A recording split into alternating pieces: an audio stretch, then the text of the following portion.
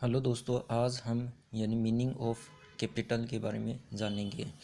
Capital means amount और assets which is invested in business by businessman और owner of business. इसका अर्थ होता है कि जब एक बिजनेसमैन या व्यापार के स्वामी द्वारा अपनी मनी या असेट्स व्यापार में इन्वेस्ट करता है तो उसे हम पूंजी कहते हैं। इसको एक एग्जांपल के थ्रू अच्छे से समझ सकते हैं। Mister Ram invest ₹5 lakh and ₹8 lakh plant and machinery in his business. इसका अर्थ होता है कि मिस्टर राम ने 5 लाख रुपए मनी और 8 लाख रुपए की प्लांट एंड मशीनरी अपने बिजनेस में इन्वेस्ट किया। तो इसमें कैपिटल कितनी हुई है? 5 लाख रुपए मनी किया है और 8 लाख रुपए प्लांट एंड मशीनरी किया है। तो इसमें कैपिटल टोटल होगी 8 5 13 लाख हो गई। तो इसको वापस हम पढ़ते हैं कि कैपिटल का अर्थ होता है कि जब एक बिजनेसमैन, एक व्यापारी अपने बिजनेस में अमाउंट और असेट्स, अमाउंट हो गई इसमें 5 लाख रुपए और असेट्स हो गई इसमें 8 लाख रुपए की, विच इज़ इन्वेस्टेड, किस में इन्वेस्ट करता है? बिजनेस में। तो ये अपना बिजनेस कर रहा है किसके द्वारा? बिजनेसमैन के द्वारा या ओनर ऑफ बिजनेस द्वारा।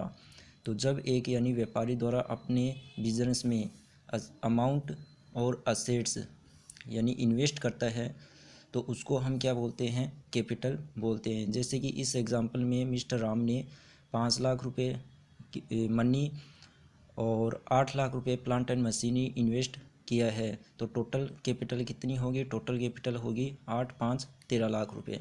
अब हम आगे सीखते हैं meaning of drawings. Meaning of drawings का क्या अर्थ होता है? तो इसको हम पढ़ते हैं।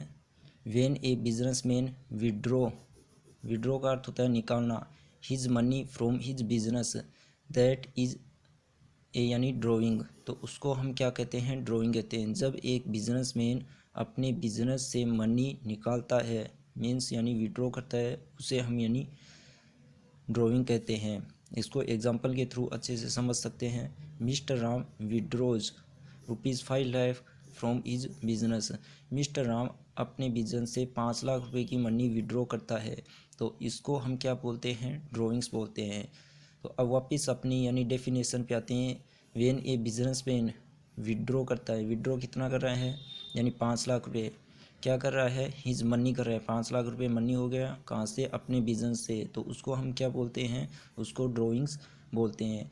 तो जब एक बिजनेसमैन अपने बिजनेस में मनी या असेट्स लगाता है, इन्वेस्ट करता है, तो उसको हम कैपिटल बोलते हैं। जब विड्रॉ करता है, निकालता है, उसको हम क्या बोलते हैं? ड्राइंग्स बोलते हैं। अब आगे हम मीनिंग ऑफ लोन का समझेंगे। लोन का अर्थ क्या होता है? व्हेन एन एंटिटी जब एक एंटिटी टैक्स लेती है मनी फ्रॉम एनी प्रश्न, किसी भी व्यक्ति से। जब एक एंटिटी किसी भी व्यक्ति, वो कोई भी व्यक्ति हो सकता है, उससे जब मनी लेती है तो उसको हम क्या बोलते हैं? लोन बोलते हैं।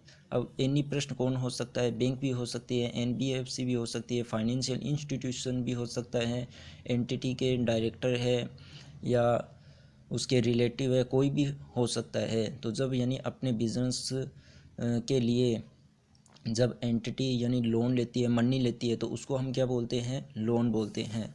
अब टाइप्स ऑफ लोन।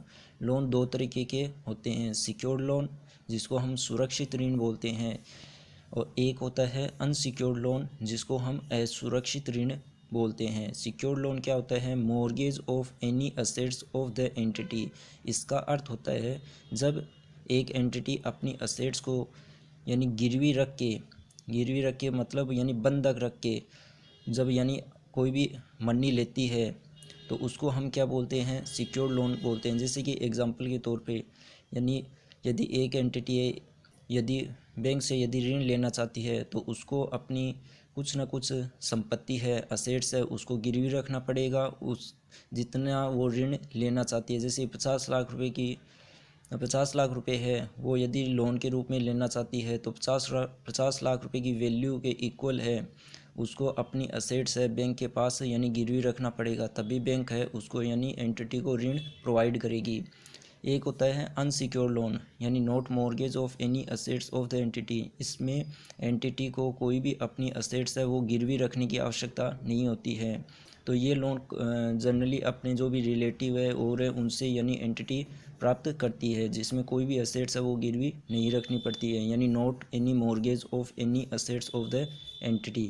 तो सिक्योर्ड लोन में एंटिटी को अपनी असेट्स है वो मॉर्गेज करनी पड़ती है, इसमें मॉर्गेज नहीं करनी पड़ती है। थैंक यू, धन्यवाद।